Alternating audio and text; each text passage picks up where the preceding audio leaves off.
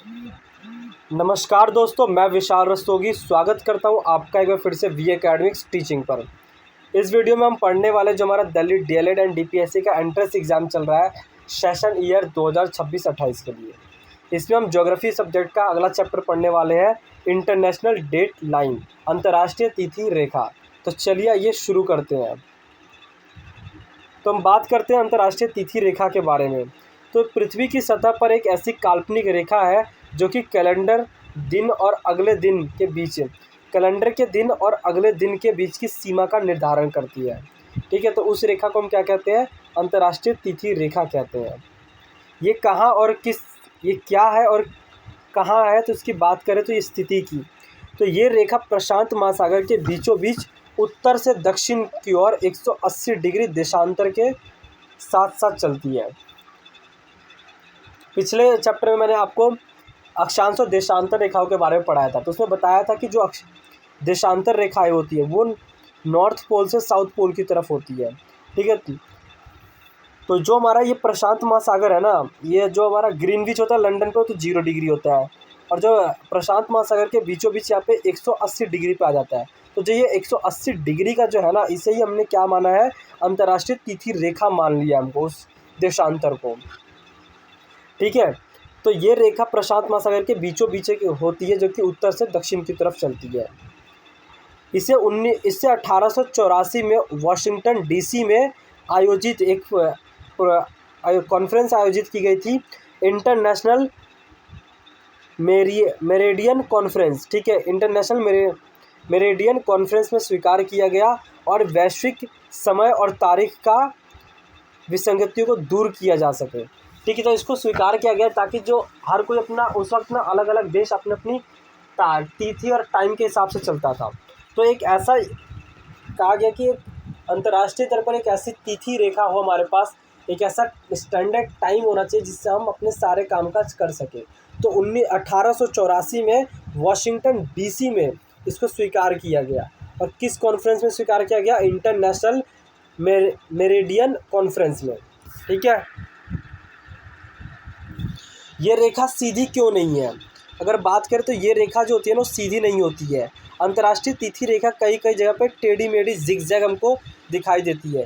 कभी ऐसे होती है, ऐसे ऐसे ऐसे, कभी यूँ, फिर यूँ यूँ करके आपको देखने को मिलेगा। ठीक है, तो इसके सीधे ना होने का कारण क्या है? तो पहला तो प्रशासनिक सुविधा।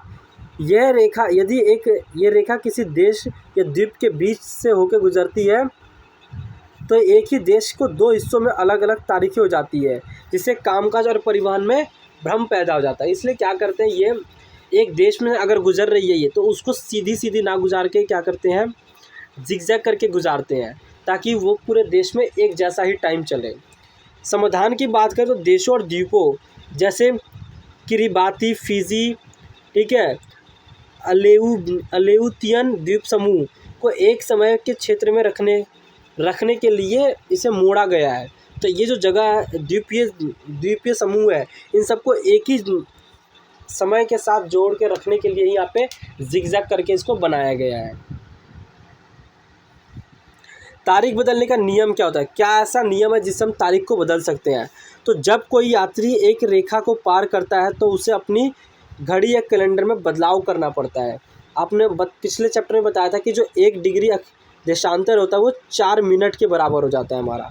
ठीक है, तो पूरे एक पृथ्वी का चक्कर लगाने में अगर एक अक्षांश को, एक देशांतर को पार करने में आपको 4 मिनट लग रहा है, तो पूरे पृथ्वी का चक्कर लगाने में आपको 24 घंटे का समय लग जाएगा, क्योंकि टोटल हमारे पास 360 देशांतर मिलती है।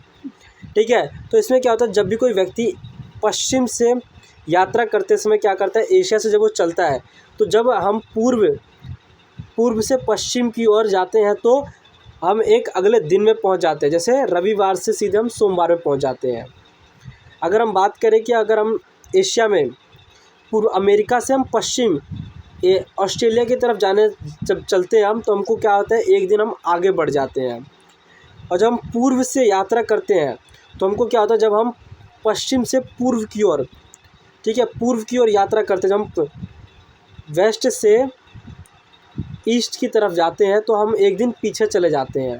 और जब हम ईस्ट से वेस्ट की तरफ जाते हैं तो हम एक दिन आगे चले जाते हैं। ठीक है। तो सिंपल सा यही है कि अगर आप ईस्ट से वेस्ट की तरफ जाएंगे तो आप एक दिन प्लस कर लेंगे, और अगर आप वेस्ट से ईस्ट की तरफ जाएंगे तो एक दिन पीछे चले जाएंगे। तो जब हम क्या करते हैं, पश्चिम से पूर्व की ओर चलते हैं तो हम एक दिन पीछे चले जाते हैं। जैसे अगर हम सोमवार को चलना शुरू करते हैं तो अगले दिन हम रविवार को पहुंचते हैं वहाँ पे, ठीक है। याद रखने का तरीका क्या है, पश्चिम जाओ दिन बढ़ाओ, पूर्व जाओ दिन घटाओ। अगर पश्चिम जाओगे तो पूर्व बढ़ेगा, दिन बढ़ेगा, अगर आप पूर्व की तरफ जाओगे तो आपका दिन घटेगा। तो ये सिंपल सा एक तरीका है इसको याद करने का। समय और देशांतर के बीच का अंतर क्या है, ठीक है। तो इसकी बात करें हम तो पृथ्वी अपनी धुरी पर 360 डिग्री घूमने में पूरे 24 घंटे का समय लेती है।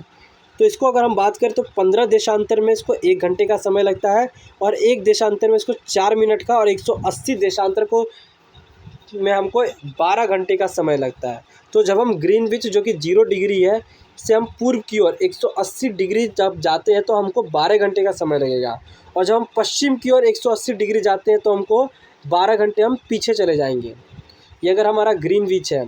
तो अगर हम पूर्व की तरफ जाएंगे फ्रॉम ग्रीनविच टू ईस्ट की तरफ, अगर हम ईस्ट की तरफ जा रहे हैं तो हमको 180 डिग्री हम जाएंगे उसमें, तो हमको 12 घंटे हम पीछे, हम क्या करेंगे 12 घंटे हम